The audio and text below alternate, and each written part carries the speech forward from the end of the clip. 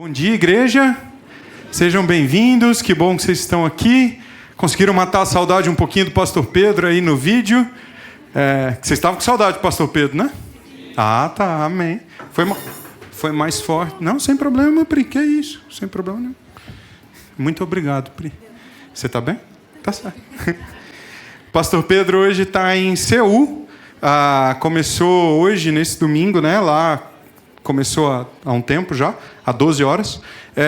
O encontro de Lausanne, o quarto encontro de Lausanne, encontro com centenas de países, de líderes e pastores de diversos locais, pensando, orando, adorando a Deus e sendo guiados pela proclamação do Evangelho, manifestação do Reino de Deus.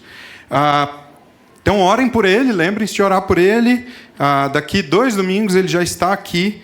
Então, quando orem por ele até lá, continuem orando depois disso, mas o recebam também com muita alegria depois que ele chegar.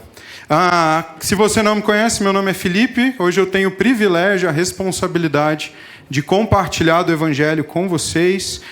Nós estamos em uma estação dedicada à prática do silêncio e da solitude. Como igreja, nós cremos que Cristo nos chama para a formação espiritual, para crescermos à semelhança de Jesus. Esse é o chamado para todo discípulo de Jesus, crescer à semelhança de Cristo. Isso não acontece quando apenas levantamos a mão em um apelo ou em um culto, mas quando nós organizamos as nossas vidas em torno daquelas coisas usadas pelo Espírito Santo para nos transformar. A palavra, o ensino da palavra, as práticas do caminho de Jesus e a vida em comunidade. Ao longo, então, do ano, nós olhamos para 4 práticas do caminho de Jesus e mergulhamos nelas com o objetivo de crescermos, tanto na prática quanto no conhecimento daquilo que Deus está fazendo em nós por meio delas. Ao longo desse trimestre, nós estamos olhando para a prática do silêncio e da solitude e, especialmente nesse mês, nós estamos falando sobre solitude versus comunidade, entendendo como que o chamado de Deus à prática da solitude se relaciona, influencia a nossa vida em comunidade.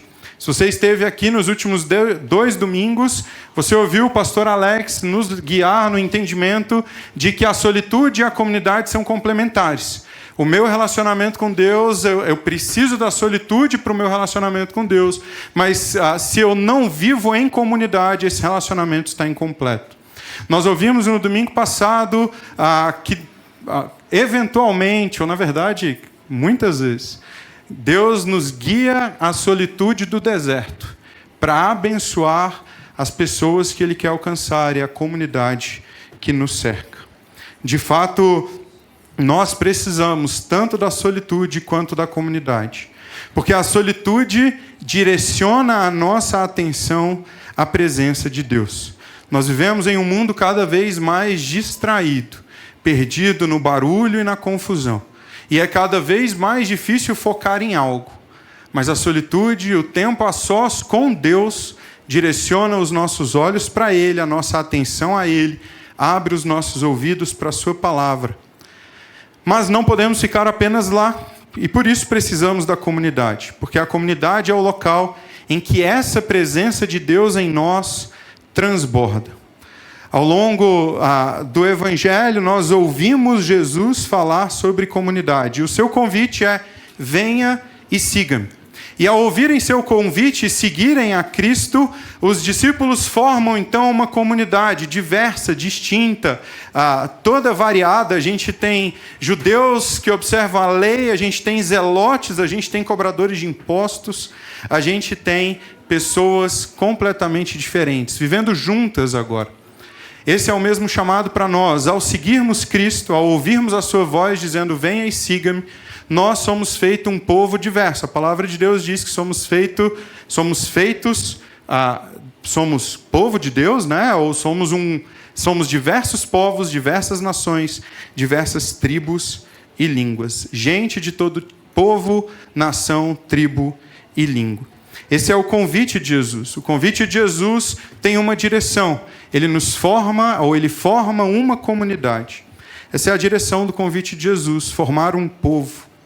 Mas o convite de Jesus não tem apenas uma direção. Isso é importante, porque talvez você pense assim, beleza, eu entendi o convite de Jesus, eu sou discípulo de Jesus e agora eu me esforço para estar em uma comunidade. Se você é mais introspectivo, talvez esse seja um esforço grande. Nós vivemos em um mundo cada vez mais individualista e, de fato, estar em comunidade, compartilhar a vida e ser vulnerável é um esforço que precisa ser feito. E talvez você ouça e pense, ok, eu já faço a minha parte, eu já estou inserido em uma comunidade. Mas estar inserido em uma comunidade não exaure, não é o todo do convite de Jesus. O convite de Jesus tem uma direção, mas também tem uma forma. Vamos ler João, capítulo 13, versículos 34 e 35, diz assim. João, capítulo 13, versículos 34 e 35. No último ensinamento que Jesus dá para os seus discípulos, depois de lavar os pés deles, Jesus diz, um novo mandamento dou a vocês. Amem uns aos outros. Como eu os amei, vocês devem amar uns aos outros. Deste modo, todos saberão que são meus discípulos, se vocês amarem uns aos outros. O convite de Jesus tem uma direção, a vida em comunidade, mas também tem uma forma. E por isso que viver em comunidade de qualquer jeito e dizer, ok, eu já cumpro a minha parte, eu já estou em comunidade, não é suficiente. Jesus nos convida para vivermos em comunidade de uma forma específica. E a forma como nós vivemos em comunidade é amar como Jesus amou. É amar como Jesus. Essa é a forma da nossa vida em comunidade. Foi o próprio Senhor que disse, um novo mandamento dou a vocês, amem uns aos outros, como eu os amei, vocês devem amar uns aos outros. Mas o amor uns aos outros não era um novo mandamento. Se nós olhamos para Levítico, capítulo 19, versículo 18, nós vemos que amar uns aos outros já era um mandamento desde lá de trás, desde a época de Moisés. Nós lemos em Levítico 19, 18, não se vingue nem guarde rancor contra alguém do seu povo, mas ame ao seu próximo como a você mesmo. Eu sou o Senhor. Já havia um mandamento de amar uns aos outros. O que Jesus está trazendo não é o mandamento de amar uns aos outros. O que é novo nesse mandamento que Jesus nos dá, como ele diz, não é o amor uns aos outros, mas é o amor como Cristo nos amou. Porque é apenas em Jesus que conhecemos a plenitude, a revelação do amor de Deus por nós. Nós reconhecemos isso progressivamente ao longo de todo o Antigo Testamento, ao longo de toda a narrativa bíblica, a história do povo de Deus, mas é em Jesus que nós enxergamos o ápice, a plenitude, o pico desse amor revelado ao seu povo e a cada um de nós, enquanto seu povo. Havia algo já anunciado e prometido no Antigo Testamento, mas revelado de forma plena apenas em Jesus. E essa forma de amar é o que distinguiria os seus discípulos. Jesus fala sobre isso. Versículo 35, deste modo todos saberão que são meus discípulos, se vocês amarem uns aos outros. E no versículo 34, como ele nos amou. É o amor como Jesus amou que distinguiria os seus discípulos do padrão do mundo, da forma de amar do mundo. É exercendo o amor que Cristo nos amou. Essa é a nossa distinção, essa é a distinção dos discípulos de Jesus. Mas esse também é o testemunho. Dessa forma, eles te conhecerão. Dessa forma, eles conhecerão a Deus. Agora, que amor é esse? Porque, vamos combinar, amor pode significar qualquer coisa. Certo? Amor, hoje em dia, é uma palavra abstrata e meio vã. Amor pode ser desejo, amor pode ser atração, amor pode ser admiração, amor pode ser doação, amor pode ser qualquer uma dessas coisas. Hoje em dia é muito fácil dizer que ama, mas será que de fato é amor? Essa é a pergunta que nós precisamos responder. Que amor é esse? Segundo a palavra de Deus, eu quero aqui olhar para uma forma em que esse amor se manifesta na prática, na história do povo de Deus e a partir de Deus, que é por meio da sua presença. A presença de Deus é a manifestação desse amor. É uma das melhores formas de descrevermos o amor de Deus, a sua presença. E talvez você pense em outras formas, e elas são todas boas. Por exemplo, o amor é o sacrifício de Jesus na cruz, o amor é o perdão dos pecados, o amor é a restauração, o amor é a nova vida, e tudo isso é verdade, tudo isso é amor e manifestação, demonstração do amor de Deus. Mas todas essas coisas cumprem um propósito, são degraus para a restauração da presença de Deus. O apóstolo Paulo fala sobre isso na segunda carta aos Coríntios, capítulo 5. Ele começa no versículo 14 dizendo: pois o amor de Cristo nos constrange, pois estamos convencidos de que um morreu por todos, logo todos morreram, e morreram para que não vivam mais para si, mas por aqueles que por eles morreu e ressuscitou. E no verso 17 ele vai dizer: aqueles que estão em Cristo então são nova criação, as coisas antigas já passaram, eis que tudo se fez novo. E nós olhamos nessa declaração de Paulo a morte de Cristo na cruz, o sacrifício substitutivo. Nós olhamos a graça que nos alcança e a restauração de uma nova vida, uma nova criação. E o apóstolo Paulo vai dizer no versículo 18: tudo isso provém de Deus, que nos reconciliou consigo mesmo por meio de Cristo. Tudo isso provém de Deus, que nos reconciliou consigo mesmo por meio de Cristo. Havia uma caminhada de reconciliação para restaurar a sua presença no meio do seu povo. Vamos entender um pouquinho dessa presença restaurada pela obra de Cristo Jesus, manifestada, ou que é uma presença que manifesta o seu amor. Uma vida vivida na presença de Deus é o plano de Deus desde o início. Foi assim que ele nos criou. Ao criar a humanidade caminhava com Deus, é o que a palavra de Deus vai dizer. Entretanto, ao optar pelo pecado, homem e mulher são afastados dessa presença, ou na verdade, se afastam dessa presença. É o que nós lemos, capítulo 3, verso 8 do livro de Gênesis. Quando o homem e sua mulher ouviram o som do Senhor Deus, que caminhava pelo jardim ao sopro do vento do dia, esconderam-se da presença do Senhor Deus entre as árvores do jardim. Por conta da rebelião, por conta da transgressão, por conta de desprezarmos a vontade, a voz de Deus e a própria presença de Deus, a consequência é nos escondermos da sua presença, nos afastarmos da sua presença. E ao esconderem da sua presença pelo pecado, seja por medo, seja por vergonha, houve então uma separação causada por esse pecado, de um Deus santo, puro, bom, do nosso coração mau, pecaminoso, rebelde. Uma separação causada pelas nossas próprias escolhas. E a partir disso, a humanidade é descrita como separada de Deus, inimiga de Deus e morta. Porque não há vida longe de Deus. Não há vida longe do doador da vida. Entretanto, em seu infinito amor, Deus escolheu restaurar a sua presença no meio do seu povo.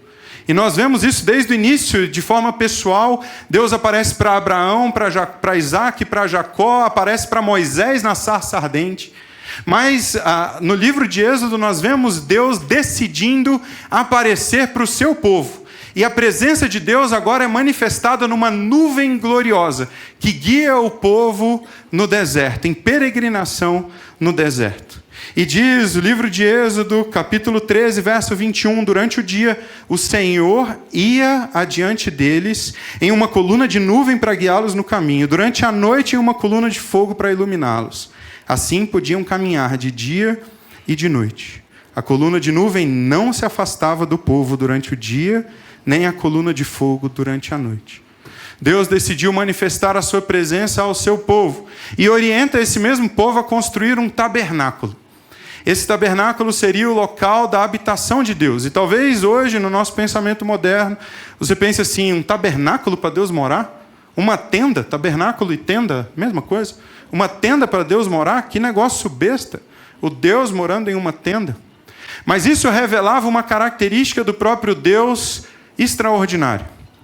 As divindades do antigo Oriente Próximo, local em que Moisés estava nessa época, local em que essa história se desenvolve, estavam sempre atreladas a locais, a lugares fixos. Deus, então, pede para o povo, orienta o povo a fazer um tabernáculo, e esse tabernáculo, de forma completamente distinta dessas outras divindades, era um tabernáculo que acompanharia o povo. Deus revela a sua pessoalidade. Agora Deus andaria com o seu povo, permaneceria com o seu povo, entre o seu povo durante o dia e a noite, durante a sua peregrinação, indo e vindo, sofrendo e celebrando. E nós lemos o capítulo 40 do livro de Êxodo, essa presença de Deus encher o tabernáculo. Diz assim, verso 34, então a nuvem cobriu a tenda do encontro, e a glória do Senhor encheu o tabernáculo.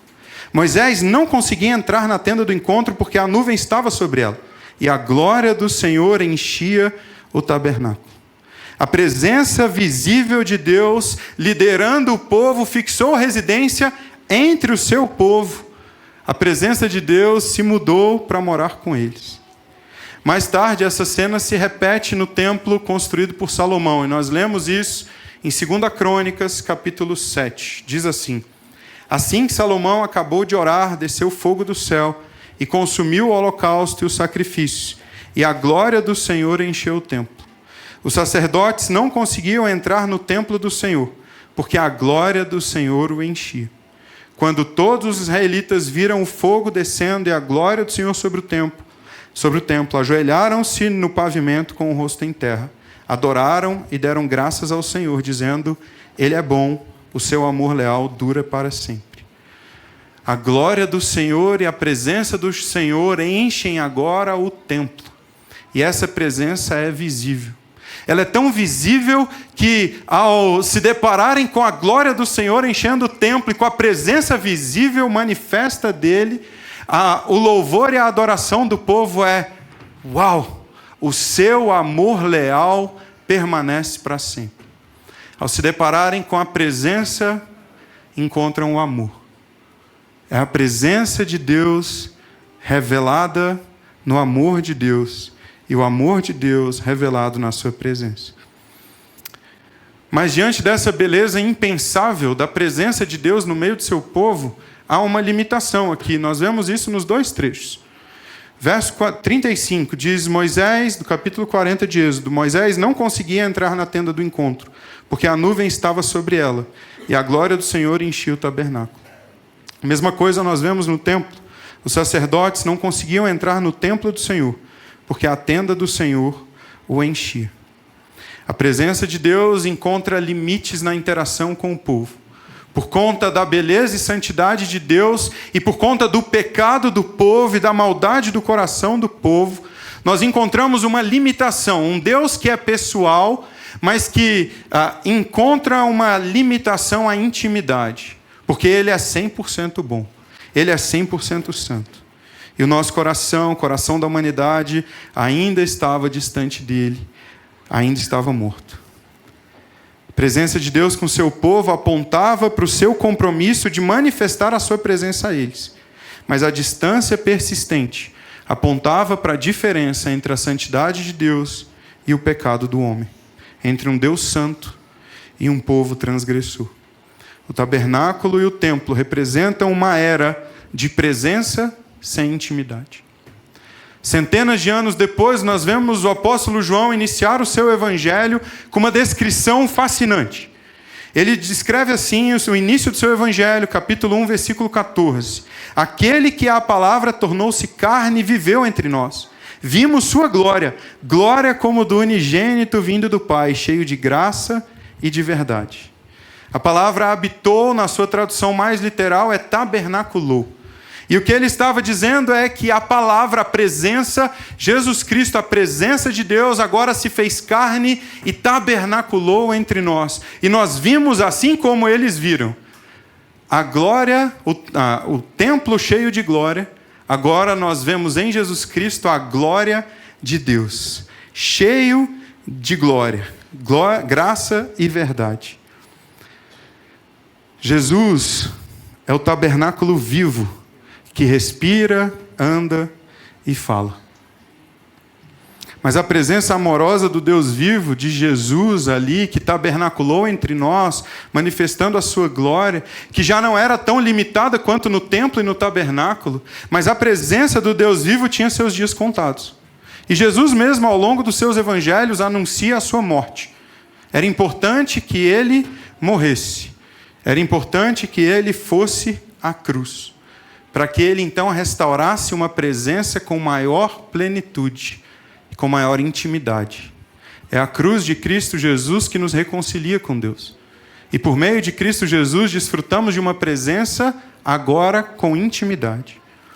Nós vemos Jesus dizer sobre isso, porque diante da sua morte iminente, diante da perda da presença de Deus, Jesus anuncia para os seus discípulos, nesse mesmo discurso que nós estamos lendo. Ele diz: se vocês me amam, obedecerão aos meus mandamentos.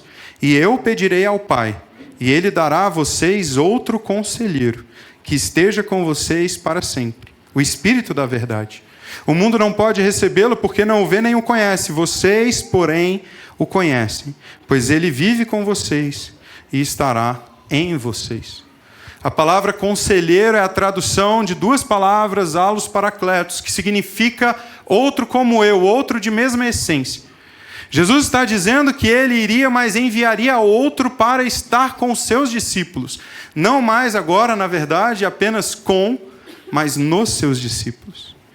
No verso 23 ele diz: se alguém me ama, obedecerá a minha palavra. O meu Pai o amará, e nós viremos a ele, e faremos nele morada. A promessa de Jesus, eu vou repetir esse verso 23, ele é impactante. Jesus está dizendo: se você for meu discípulo, se você me amar, obedecer a minha palavra, o meu Pai o amará, e nós viremos a ele e faremos nele morada. Agora não mais um tabernáculo, não mais um templo, mas a habitação do próprio Deus em nós. Jesus, no verso 16, ou no capítulo 16, verso 7, diz: contudo, afirmo que é para o bem de vocês que eu vou. Se eu não for, o conselheiro não virá para vocês, mas se eu for, eu o enviarei. Jesus promete algo extraordinário. Seus discípulos não estariam mais órfãos, e ele fala isso para eles. Ele enviaria o Espírito Santo para estar definitivamente, não apenas com os seus discípulos, mas em seus discípulos. Sua presença estaria sempre com eles, essa foi uma promessa que Cristo fez: eis que sempre estarei contigo. Mas sua presença estaria agora de outra forma, não mais com eles, mas neles. Deus faria morada em seus discípulos, em nós.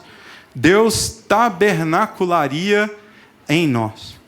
E essa é a raiz para o argumento de Paulo, que diz: somos templo do Espírito, para o argumento de Pedro, que diz: estamos sendo feitos templos espirituais. Deus tabernaculando, mas não apenas entre nós, mas em nós. E para Jesus, essa presença em nós é melhor do que a sua própria presença física. Isso talvez seja difícil para a gente entender e aceitar. Porque eu queria estar com Jesus face a face. Seria mais fácil pegar em Jesus, falar Jesus. Mas Jesus está dizendo que a presença do Espírito Santo em nós é melhor do que a presença dele conosco. Porque, na verdade, a presença do Espírito Santo em nós é a presença dele conosco. Não fui eu que disse, é Jesus. Para Jesus, essa presença é o máximo da presença de Deus que nós já experimentamos até agora, depois do Éden.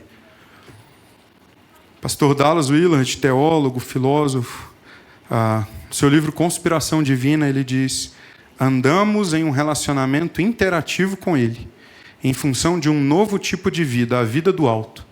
E aqui é uma referência à fala de Jesus a Nicodemos em João, no capítulo 3, aqueles que nascerem do alto, ou aqueles que nascerem do Espírito. Então ele diz, em função do novo tipo de vida, a vida do alto.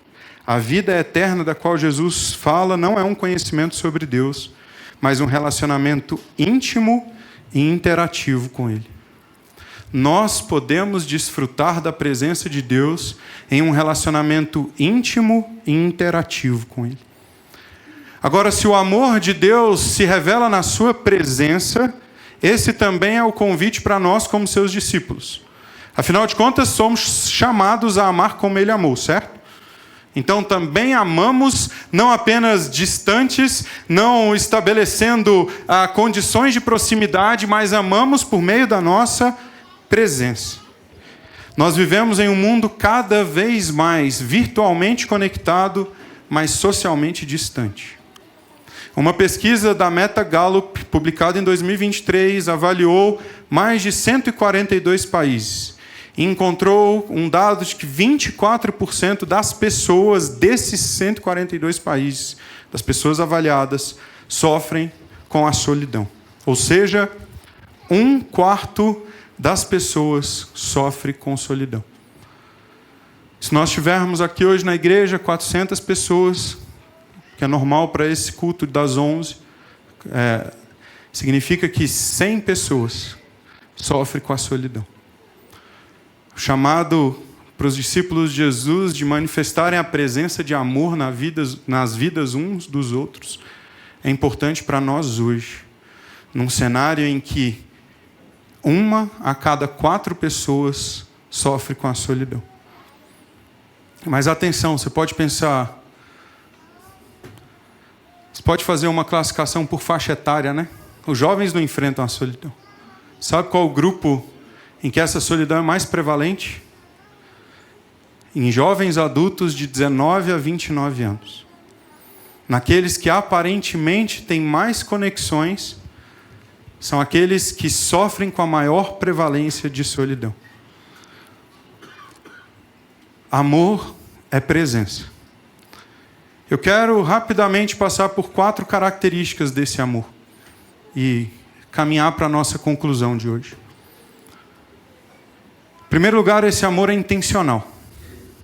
O amor de Deus por nós não é uma retribuição ou uma resposta à nossa inclinação em buscá-lo. Não é uma retribuição ou uma resposta ao nosso merecimento, à nossa iniciativa. Não fomos nós que nos afastamos e mudamos de ideia e pensamos, lá estava melhor do que aqui, e corremos para Ele. O amor, a presença de Deus por nós é intencional, é uma decisão dEle. Deus nos amou antes de o amarmos, antes de o buscarmos, quando nós estávamos mortos. João fala sobre isso na sua primeira carta, capítulo 4, verso 10. Nisso consiste o amor, não em que nós tenhamos amado a Deus, mas em que Ele nos amou e enviou seu Filho como expiação pelos nossos pecados. A presença intencional de Deus parte de uma decisão do próprio Deus a despeito do nosso pecado. Ele é Deus conosco porque quis ser Deus conosco.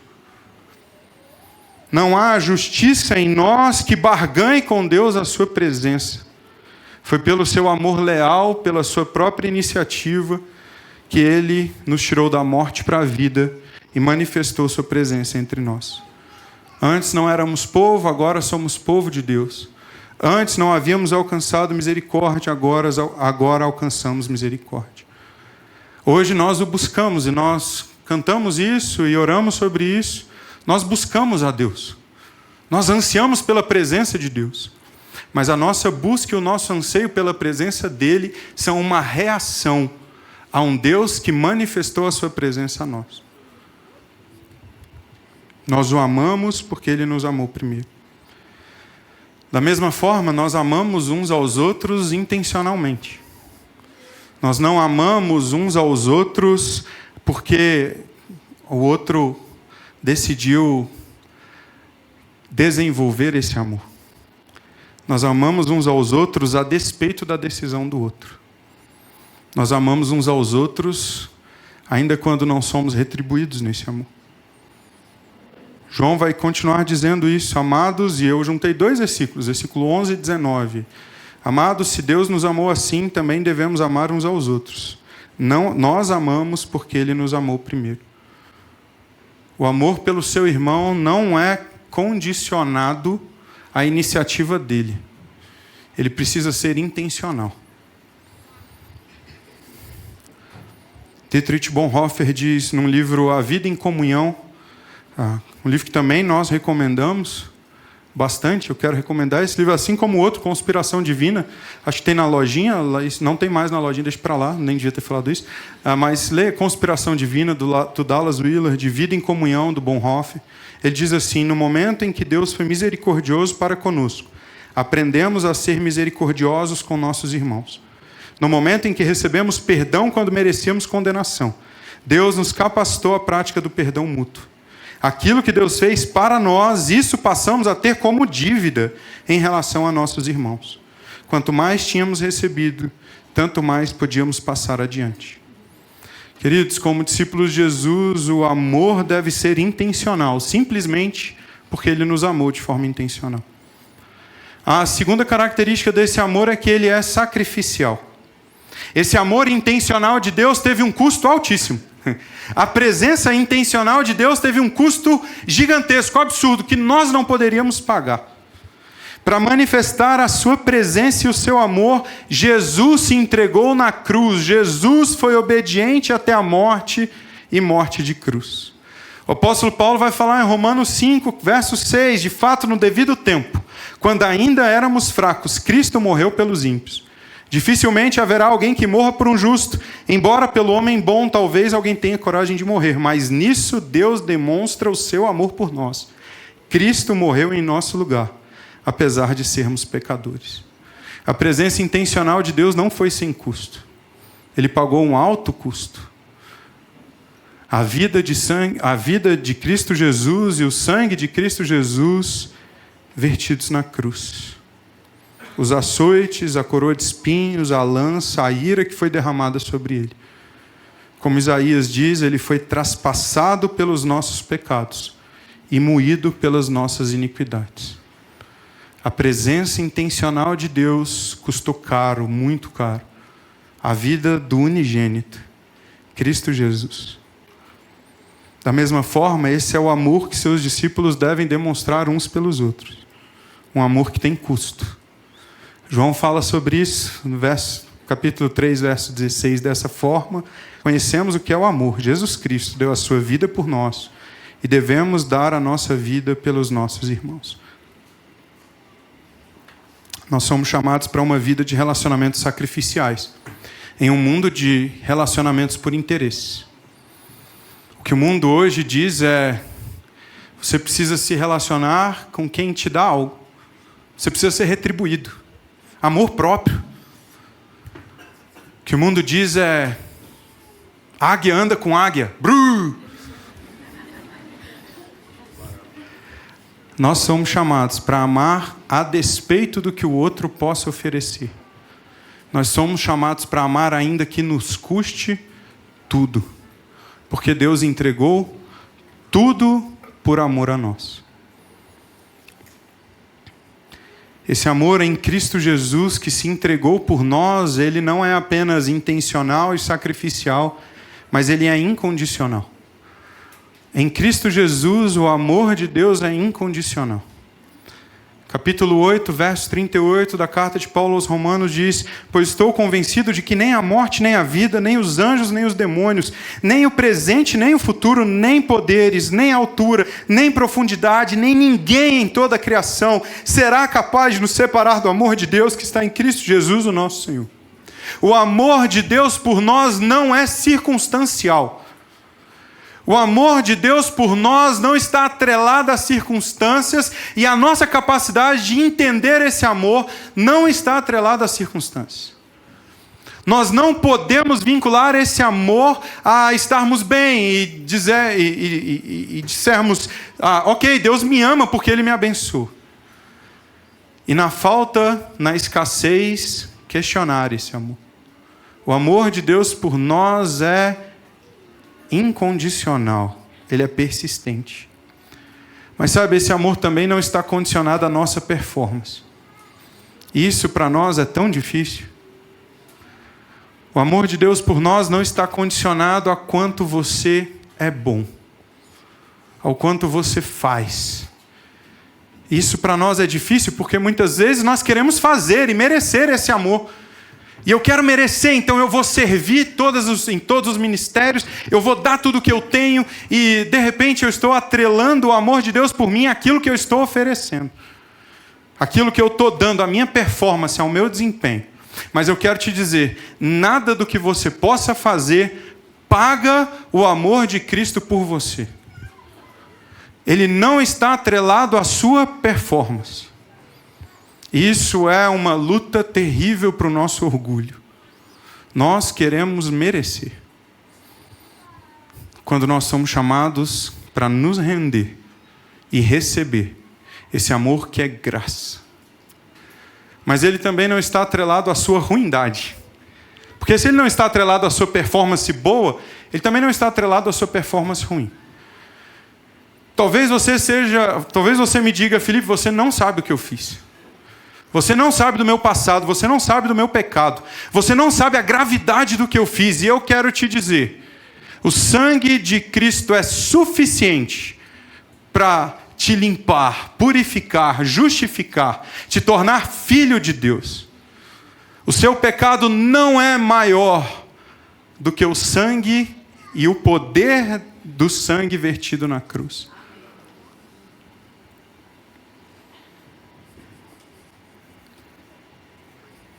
Cristo conhece quem você é.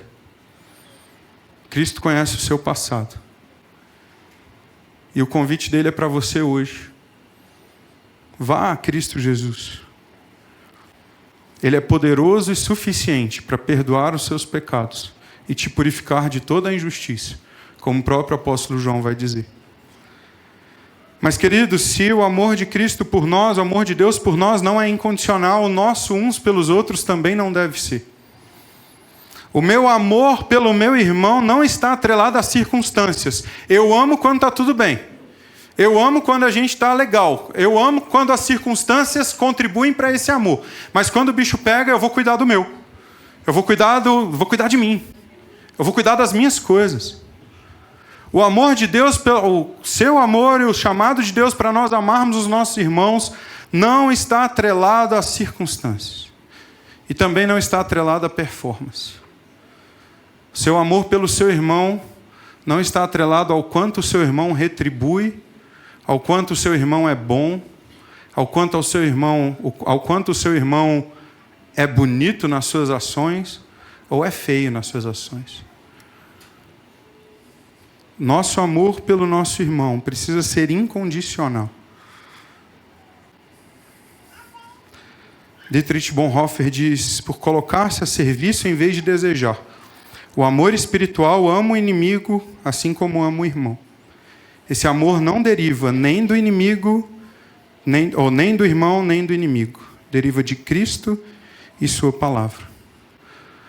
Meu amor pelo meu irmão e o amor do irmão por mim não deriva da nossa performance ou da capacidade desse irmão de retribuir, mas deriva do que Cristo fez por ele e da sua palavra. Ele é incondicional. Por fim, queridos, quero terminar dizendo que esse amor é experiencial. Talvez essa palavra seja mais complexa para você na igreja, no tempo que a gente está, no sentido que a gente tem falado e lido, escutado. Mas esse amor, ele não é apenas intelectual.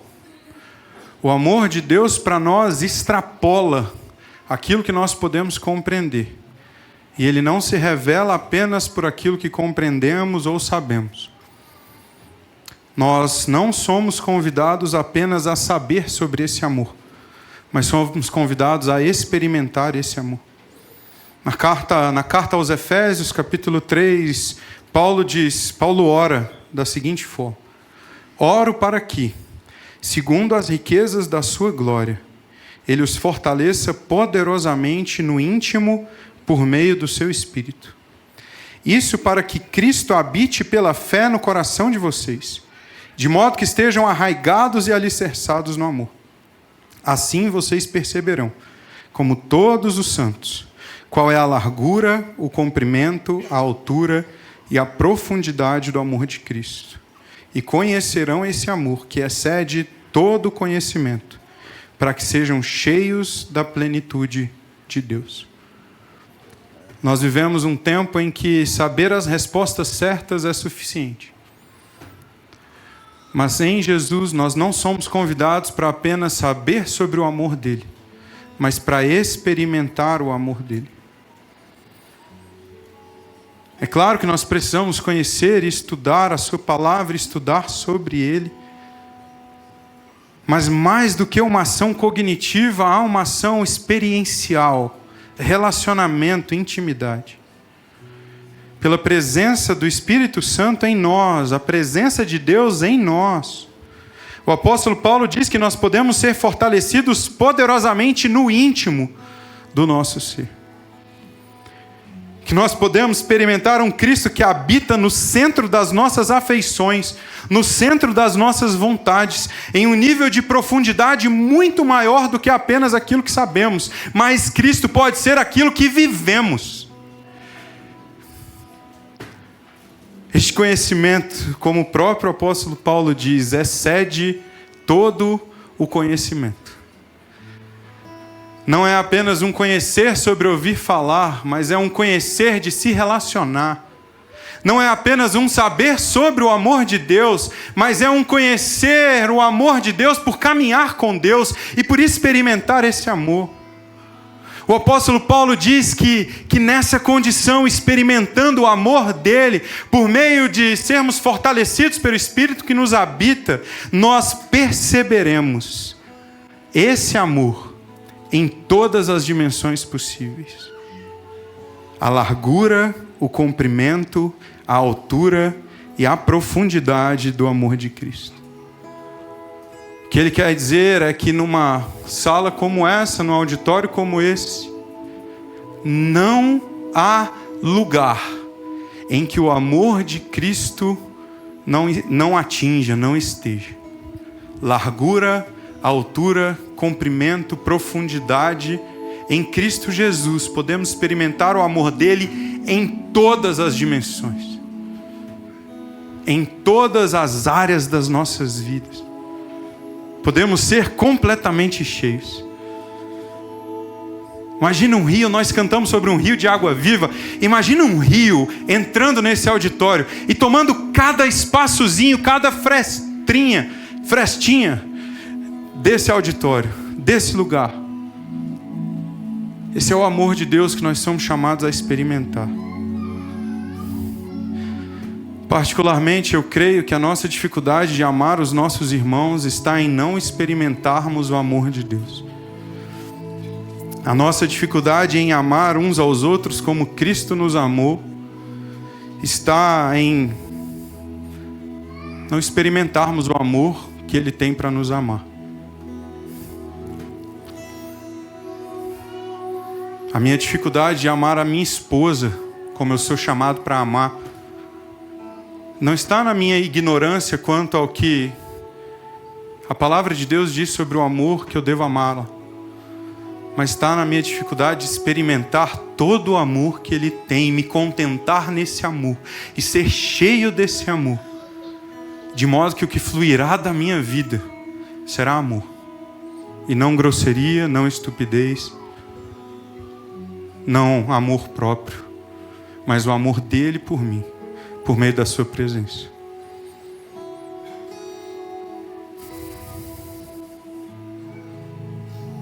Não há nossa dificuldade de vivermos esse amor não se dá a uma ignorância, a pouco conhecimento, mas se dá a pouca experiência desse amor. Sabe, talvez você já conheça sobre esse amor. Talvez você já tenha estudado sobre esse amor. Talvez você saiba tudo sobre esse amor. Mas talvez você precise de ouvir o convite de Jesus para experimentar esse amor em todas as dimensões na sua vida. Talvez você precise experimentar de forma plena, ampla e restrita, em áreas da vida que talvez você nunca tenha aberto, nunca tenha permitido que esse rio inunde e tome todas as coisas. Quero contar um testemunho.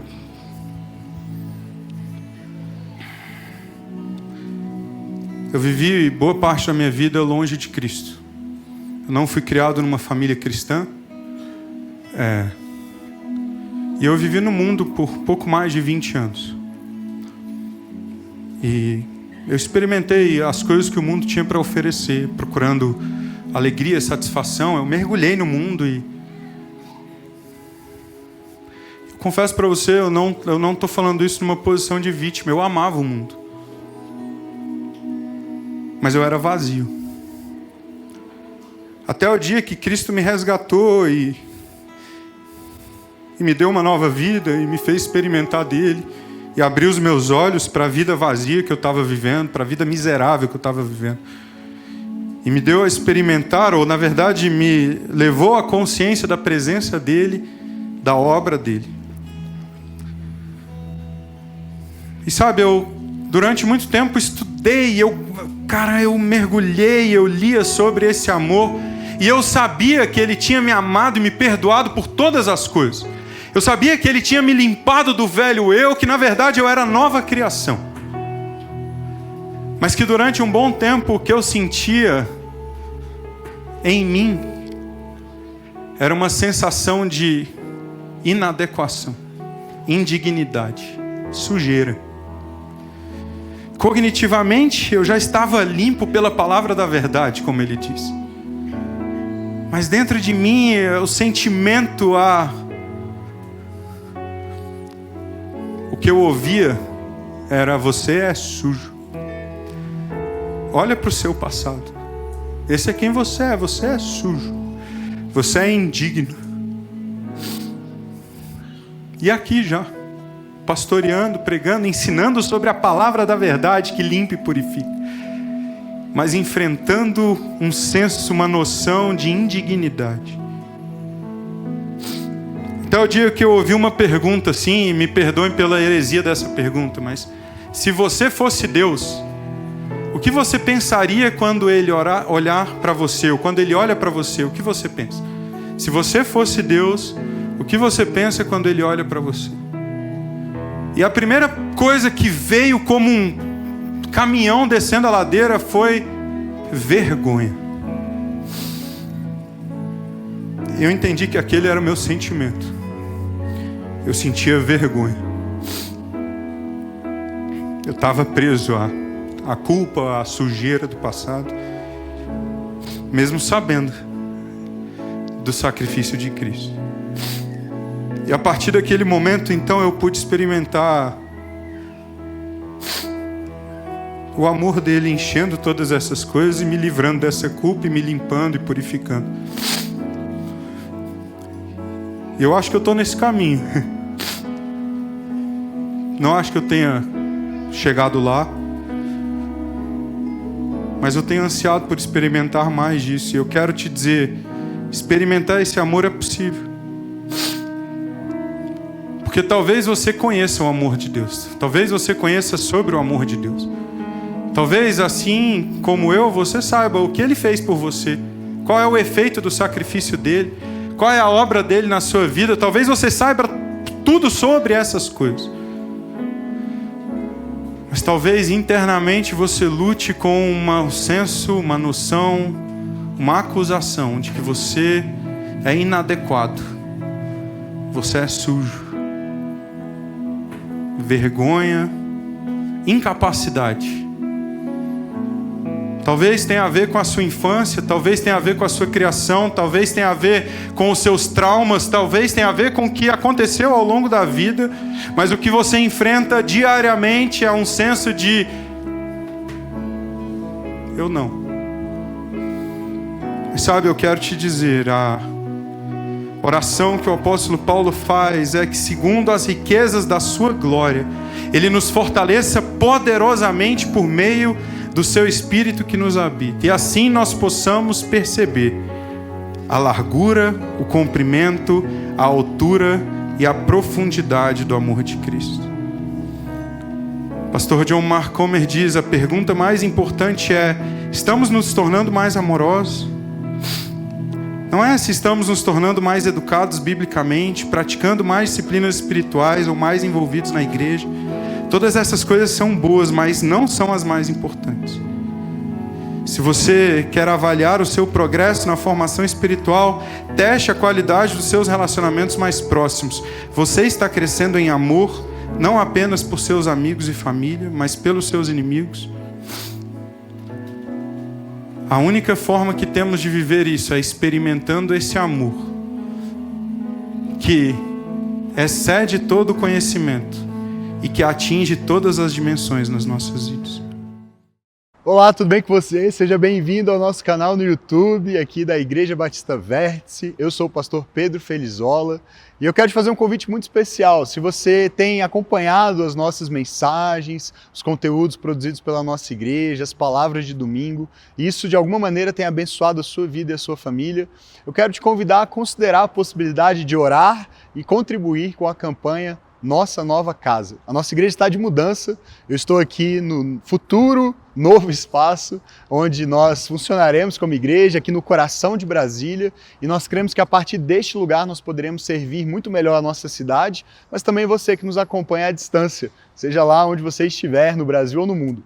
Então, primeiro, muito obrigado por nos acompanhar. Se você puder considerar a possibilidade de contribuir com essa campanha, com esse grande desafio que nós temos, não só da locação, mas da reforma desse espaço, eu quero te convidar para acessar o QR Code que vai aparecer aí na sua tela agora, ou diretamente o nosso site, igrejavertice.com/contribuir. Lá você pode adquirir uma cota para ser alguém que contribui regularmente com essa campanha, que vai durar 2 anos, ou você pode fazer uma oferta avulsa. De toda maneira, essa ajuda será muito bem-vinda e eu oro para que o Senhor te abençoe, para que as nossas palavras, mensagens continuem fazendo diferença na sua vida e também na sua comunidade local.